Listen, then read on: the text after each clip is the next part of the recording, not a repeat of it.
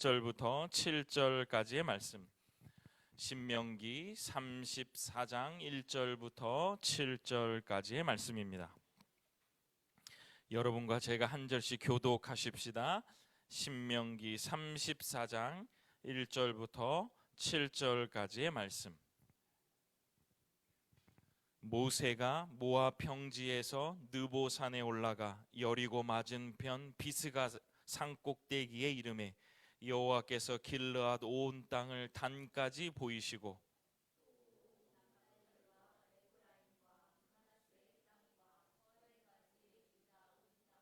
네겝과 종려나무의 성읍 여리고 골짜기 평지를 소알까지 보이시고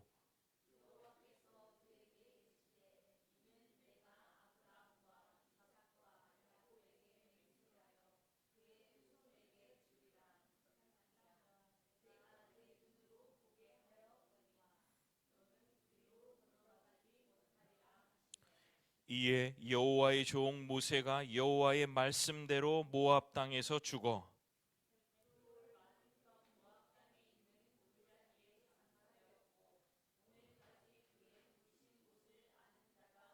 함께 읽겠습니다. 모세가 죽을 때 나이 120세였으나 그의 눈이 흐리지 아니하였고 기력이 쇠하지 아니하였더라.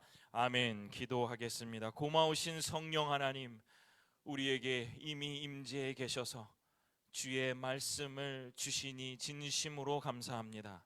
오늘도 하나님의 말씀을 들을 때 성령 하나님의 조명하심을 통하여 안 보이는 것, 안 들리는 것, 느끼지 못하는 것까지도 알게 하여 주셔서 하나님의 그 깊은 뜻을 알고 세상을 살아가며 주의 나라의 확장에 우리의 삶을 드리는 주의 귀한 성도들 되게 하여 주옵소서.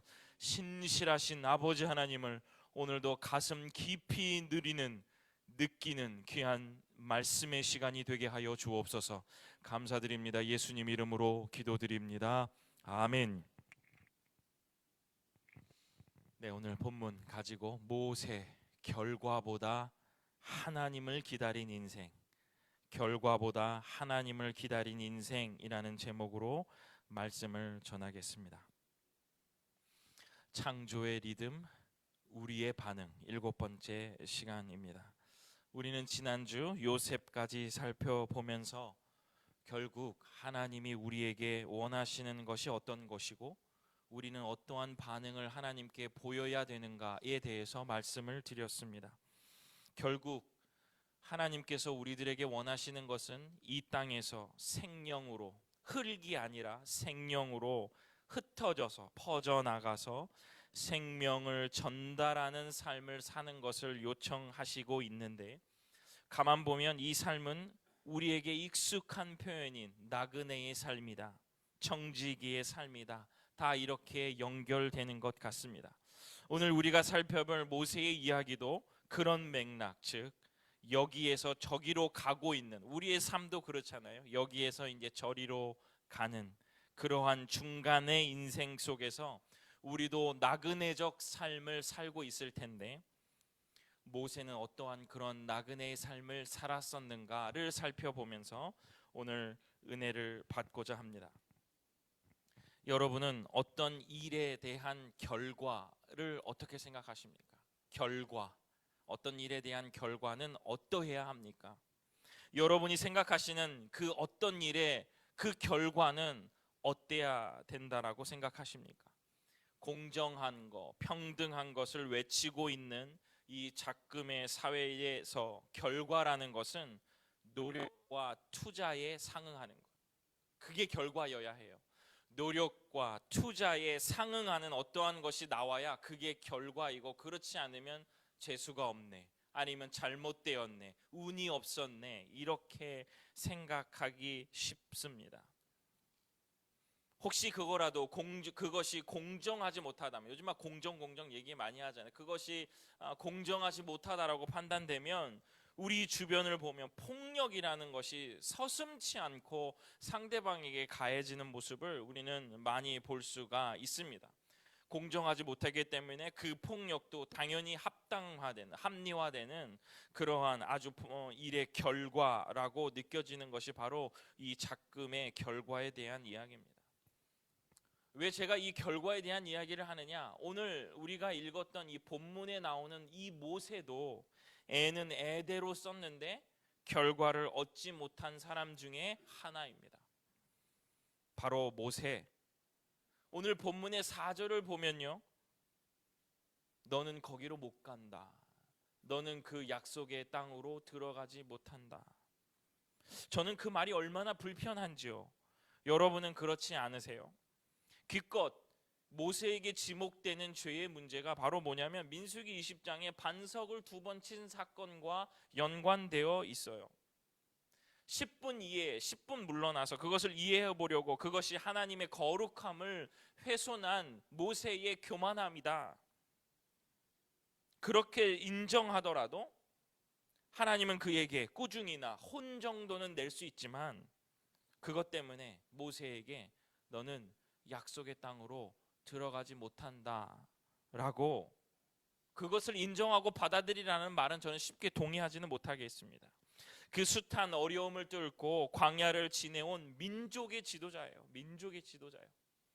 요셉을 알지 못하는 바로가 일어났던 그 시기에 하나님께서 구분한 하나님의 백성들을 이끌고 그 바로, 그 애굽을 떠난 민족의 지도자가 바로 모세라는 거예요.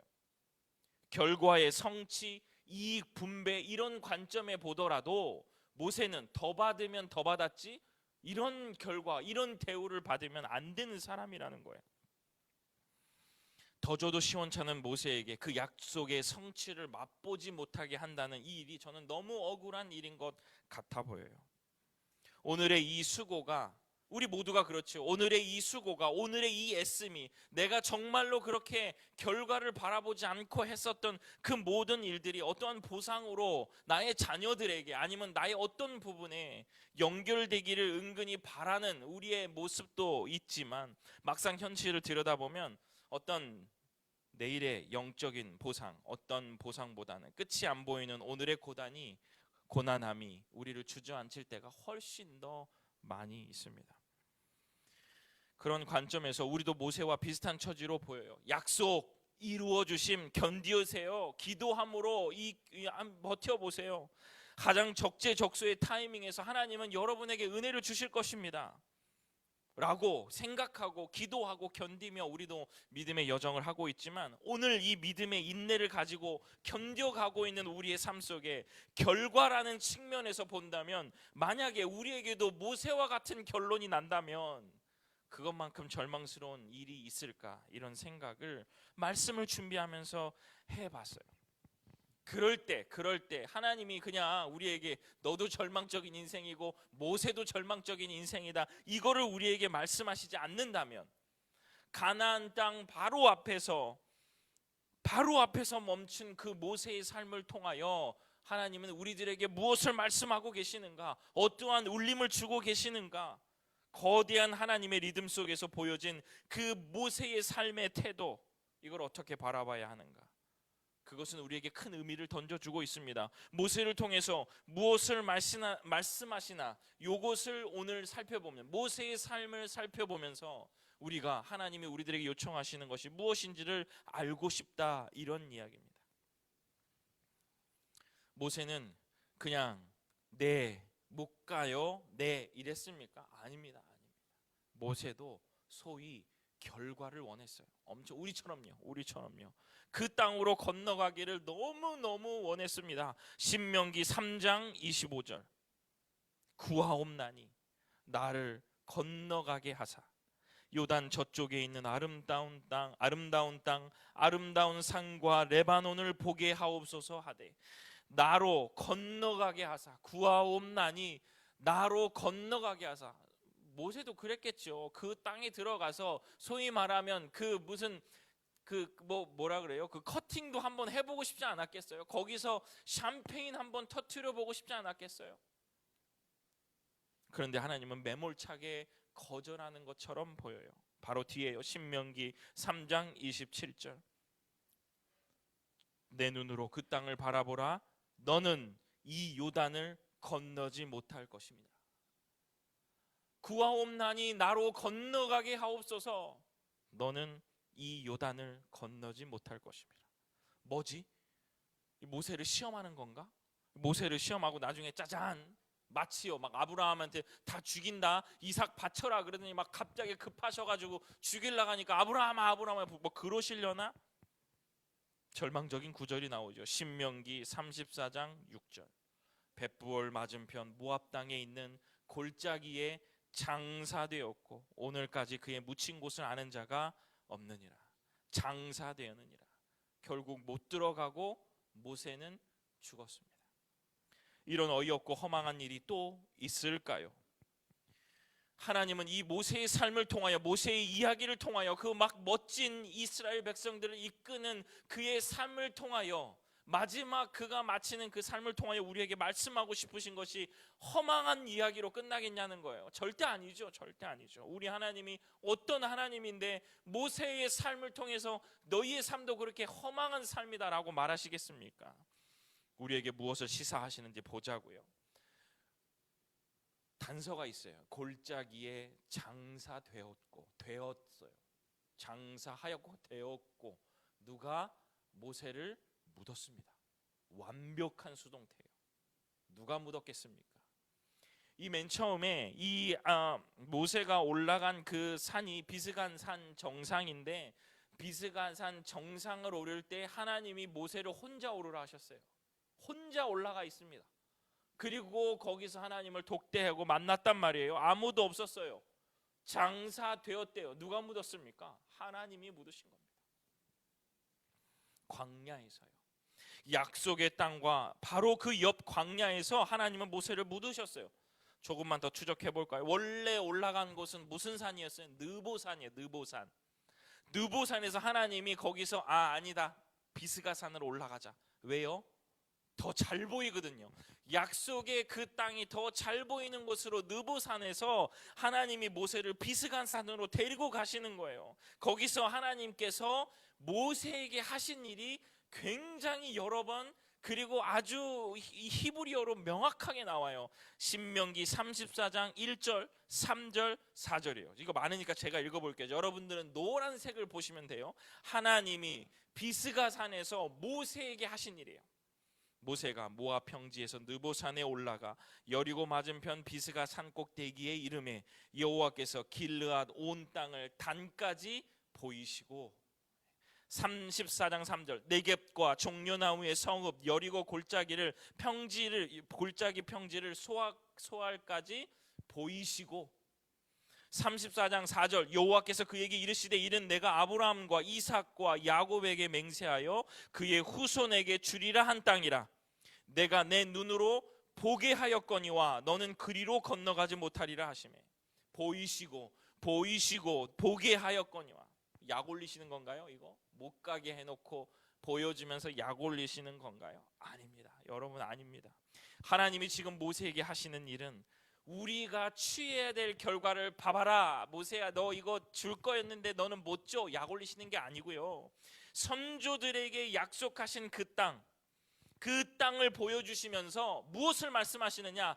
내가 너한테 말했지, 말한만 하는 게 아니라 말한 것을 이루는 신실한 하나님이다라는 것을 모세에게 보여주시는 거예요. 그러니 하나님께서 모세에게 보여주시면서 하시고 싶으신 말이 있는 거예요. 나는 약속했잖아. 너희 아브라함, 야곱, 이삭과 야곱에게 약속한 그 땅을 말만 하지 않고, 이봐 짜잔 보이지? 이거야. 그 결과가 이게 아니라, 그 결과는, 그들에게 약속한 결과는 이 땅이 아니라 이 땅을 하나님께서 예비해 두셨다라는 그 신실한 하나님이 결과인 거예요. 가나안 땅이 결과가 아니고 그 땅으로 인도하시고 그 땅을 이미 예비해 두신 하나님이 그의 삶의 결과라는 것을 보여주시는 거예요. 봤지? 여러분, 여기서 우리가 명심해야 될 것이 있어요. 여러분, 약속의 성취, 결과는 우리가 착각할 때가 있습니다. 내게만 이루어지는 것, 나에게만 관련되어지는 거예요. 그런데 오늘 이 보이시는 이 사건을 보면서 하나님의 관점에서, 결과라는 것은 하나님의 관점에서, 하나님 나라의 관점에서 해석되고 이해되어져야 된다는 거예요. 하나님 나라의 영역에서 이루어지는 성취가 바로 결과라는 거예요. 다시 한번요, 좀 쉽게 말하면 우리는 우리의 결과를 오늘도 원합니다. 내일도 원하고, 정말 믿음의 그 큰 소망을 가지면 내 자녀 정도? 그런데 여러분, 우리가 신앙의 이 여정을 걸어가면서 우리가 소원, 성취, 결과의 관점은 여전히 하나님은 그 일을 하고 계신다라는, 그 신실하신 하나님이 우리의 결과라는 거예요. 사랑하는 주님의 성도 여러분, 우리의 결과는 내가 얻어야 할 돈이 아니라, 내가 얻어야 될 재산이 아니라, 내가 이루어야 될 나의 이름이 아니라 하나님이심을 믿으시기를 간절히 축원합니다. 모세에게 그 얘기를 하시는 거예요. 우리는 나의 때에 나에게 이루어지는 것이 공정한 거예요. 소원이에요. 기도 제목이에요. 근데 여러분, 좀 더 기도의 깊은 자리로 나아간다면 그 성취조차도 하나님 것이고 하나님의 영역이고 그분의 시간 안에 있음을 우리는 고백할 수밖에 없잖아요. 그것입니다. 모세의 삶을 통해서 우리에게 다시 한번 깨우쳐 주시는 것, 가나안 땅이 네 삶의 결과가 아니고, 네가 취해서 얻어야 될 것이 너의 결과가 아니고, 여전히 그 일들을 예비해 놓으시고 실천하시고 이루시는 그 하나님이 네 삶의 결과다, 이 얘기를 하고 계시는 겁니다. 즉 모세의 삶은 이런 거죠. 결과는 나의 후손들이 받아도, 여호수아가 받았어요. 기껏 데리고 갔더니 가나안 땅으로 들어간 건 여호수아예요.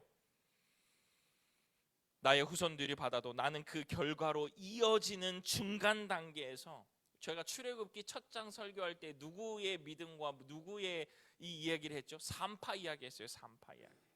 왜 출애굽 이야기를 하면서 거기에 산파 이야기를 왜 넣어놨을까 하면서 제가 이 비슷한 설교를 여러분에게 했던 기억이 납니다. 산파 이야기가 출애굽기 1장에 엄청나게 크게 조명되거든요. 산파 김은준, 산파 아무개 막 이렇게 하면서 제가 설교한 기억이 나는데 그겁니다. 산파처럼 그런 역할을 감당하더라도, 내가 중간에 이르면서 나에게 결과가 없어서 산파처럼 그냥 흘려보내는, 그것이 지나가는 사람일지라도 그 역할만 감당해도 된다라는 삶의 자세가 모세를 통해서 우리에게 하시는 귀한 말씀이시라는 거예요.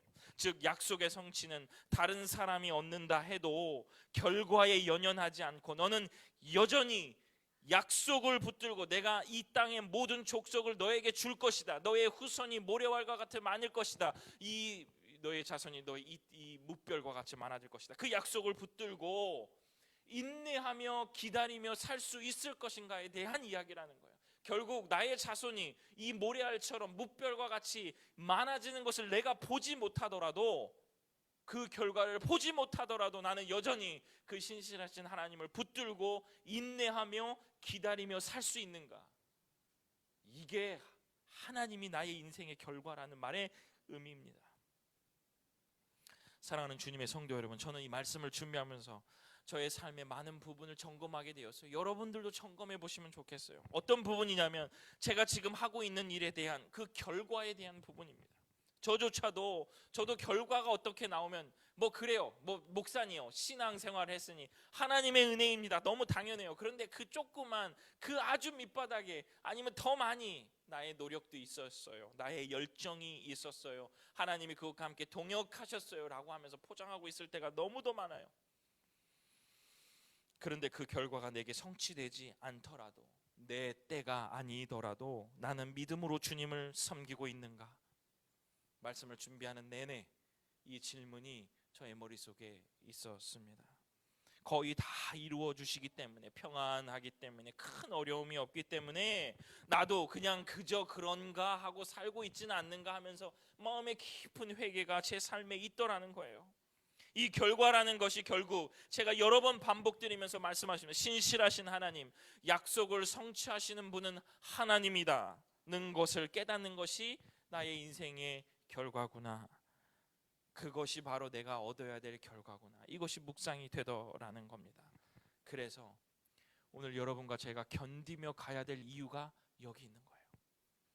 최선을 다해 살아가야 될 당위성이 여기 있는 겁니다. 왜냐하면 제가 오늘 이 하는 일들이, 제가 오늘 이렇게 그냥 매주 힘을 써서 설교하는 일들이 나의 아이들에게, 아니면 뭔가 나의 삶에, 나의 학교에 그런 결과로 돌아오지 않더라도요, 내가 하나님을 여전히 신실하시고 나에게 약속하신 그 하나님을 믿으며 오늘도 인내하며 살 수 있을 것인가? 내가 그것을 볼 수도 있고 못 볼 수도 있지만 여전히 나는 하나님을 기다리며 살고 있는가? 그분 자체를 사랑하는 마음이 내 마음속에 일어나고 있는가? 나 무엇과도 주님을 바꾸지 않겠다라는 고백이 찬양으로 흘러나오고 있는가?